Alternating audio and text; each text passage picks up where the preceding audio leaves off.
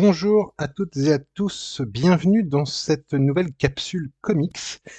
Une capsule comics que je vais consacrer cette fois-ci à un personnage extrêmement célèbre, voire même deux, parce que j'en ai deux pour le prix d'un. On va parler de Spider-Man aujourd'hui, et plus précisément de ce nouvel album chez Panini Comics qui s'intitule The Spectacular Spider-Man, avec le tome 1 Arachno-Batik, le tome 1 dans la collection Marvel 100%. Comment dire, une série un petit peu particulière puisque il s'agit très clairement de réunir deux figures de l'univers Spider-Man ensemble et en fait de réunir les deux Spider-Man les plus connus et les plus appréciés, le Peter Parker traditionnel et puis Miles Morales, et les mettre ensemble dans la même série. Et c'est une idée qui est loin d'être bête, c'est quelque chose qui se fait assez fréquemment dans l'univers Marvel avec les team-up, etc., etc. Là, la particularité, c'est que c'est le concept même de la série, c'est-à-dire le but, c'est vraiment de les réunir de manière régulière sur une série régulière et de jouer en fait avec la synergie des deux personnages. Donc c'est une nouveauté. C'est pas la première fois que les deux personnages se rencontrent et interagissent ensemble, mais en tout cas c'est la première fois qu'il y a une volonté clairement affichée de faire une série régulière en utilisant le concept du rendez-vous commun avec ces deux personnages. La série a été confiée au niveau du scénario à Greg Weisman, qui est en fait qui n'est pas forcément très très connu des lecteurs de comics, et pourtant c'est quelqu'un qui travaille depuis plusieurs années dans le domaine. Mais pour les amateurs de Spider-Man, il est surtout connu parce qu'il a produit et écrit la série animée The Spectacular Spider-Man de 2008. Et sur les deux petites saisons que lui et son équipe ont réussi à produire, il avait déjà montré de belles choses. Et donc c'est assez normal qu'on le retrouve sur cette série. Au niveau du dessin, on est allé chercher par contre là du lourd avec tout simplement Humberto Ramos, qui est un dessinateur, on va dire, historique de Spider-Man. Moi je suis très content de retrouver Humberto Ramos sur un gros titre Spider-Man. Je trouve ça vraiment très agréable.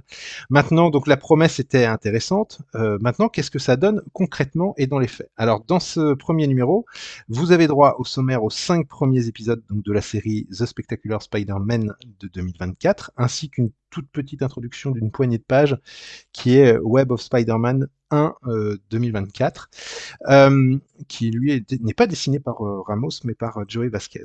Alors, le principe, on se lance dans cette aventure, c'est vraiment in media res, comme c'est indiqué, c'est-à-dire qu'on démarre tout de suite dans l'action, puisque Miles Morales et Peter Parker doivent affronter une version surboostée du Chacal. Évidemment, ça paraît tellement évident dit comme ça, hein, que d'entrée de jeu, Weissman fait rentrer le Chacal dans cette histoire, mais c'est loin d'être anecdotique et ça va avoir évidemment son importance par rapport à la suite. Le, on a ce premier épisode, elle fait la part belle à l'action. Il y a beaucoup d'action dans ce premier épisode. Et d'entrée de jeu, on comprend quelle va être l'une des forces de la série. Ça va être la synergie qu'il y a entre les deux Spider-Man. Moi, c'est clair, j'ai trouvé qu'il y a un combat contre le Chacal qui est magnifiquement illustré. Humberto Ramos, en fait, je ne sais pas si vous vous souvenez dans le film où vous avez les trois, dans le film Sony, où vous avez les trois Spider-Man des différents films qui sont réunis ensemble. Ils sont censés combattre ensemble, mais en réalité, je trouve qu'on les voit jamais vraiment travailler en équipe. Tandis que là, Humberto Ramos s'attache vraiment à montrer en fait une coordination dans les combats, et ça donne des planches qui sont spectaculaires. Voilà, petit jeu de mots avec le titre de la série, et ça fonctionne très très bien. Enfin, c'est un vrai bonheur de les voir combattre ensemble. Côté scénario, alors le reste du dessin est tout aussi dynamique. On est dans du Ramos habituel, avec parfois des doubles pages et des splash pages qui sont vraiment intéressantes. J'en ai une en tête, j'arrive pas à la retrouver là pendant que je suis en train de feuilleter, pendant que je suis en train d'enregistrer ce podcast. Ouais, voilà, on a une double page avec les deux Spider-Man face à face. C'est vraiment, voilà, ça claque vraiment bien, ça rend vraiment bien. Le scénario de Weissman, par contre, m'a laissé un tout petit peu plus mitigé. On a ce que l'on attend, c'est-à-dire qu'on a ces moments de rendez-vous entre ces deux hommes araignées, on a ces moments de discussion, d'échange, il y a un partage du casting de chaque personnage qui est pas mal du tout.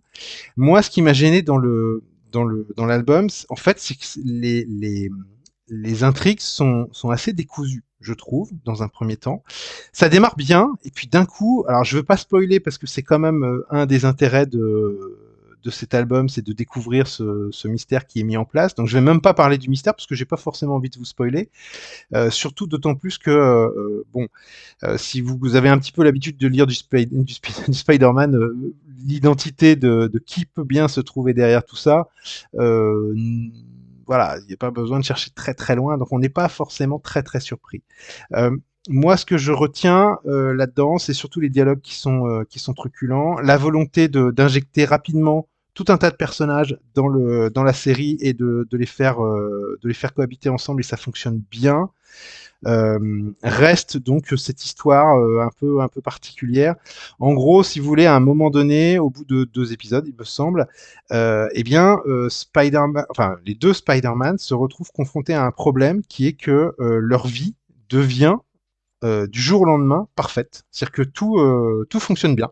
Euh, Miles Morales se remet avec Kamala Khan. Peter Parker se retrouve avec Gwen Stacy. Ils ont des enfants.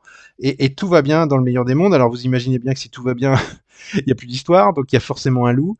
Voilà un petit peu la mise en place que réalise Weissman.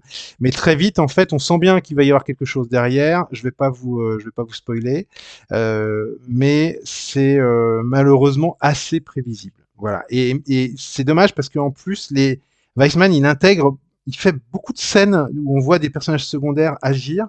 Et parfois, on comprend pas très bien en fait où est-ce qu'il veut en venir et pourquoi il fait ça, alors qu'il n'y en avait pas forcément besoin. Euh, voilà, je donne comme ça l'impression d'être peut-être un petit peu dur avec l'intrigue. Je suis tout de même très curieux de voir ce que donnera le tome 2. Ça se termine sur un gros cliffhanger. Voilà, c'est tout de même très prometteur. Et puis, il y a quand même, mine de rien, Ramos quand même au dessin, donc ce qui n'est quand même pas négligeable. Voilà. Voilà un petit peu ce que j'avais à vous dire en moins de 10 minutes sur The Spectacular Spider-Man. Très chouette dessin, scénario à voir, à suivre, avec des points positifs, des points négatifs qui me chagrinent un petit peu.